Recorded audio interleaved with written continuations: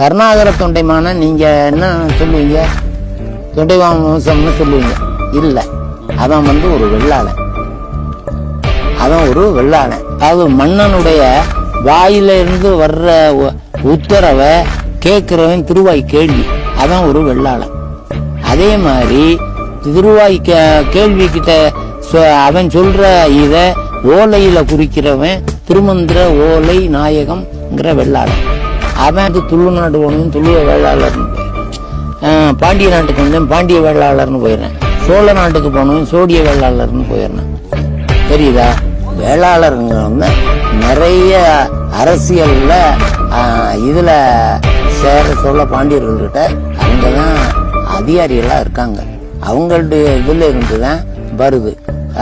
சங்க காலத்துல இருந்து என்னன்னு கேட்டீங்கன்னா வேலி, வேளாளர், அப்புறம் இது அணையும் இது மாதிரி குளங்களையும் ஏற்படுத்தி வேளாண்மை செய்யறதுக்கு நீரை கட்டுப்படுத்தக்கூடிய தன்மை தெரிஞ்சதுனால இவங்களுக்கு வெள்ளாளர்னு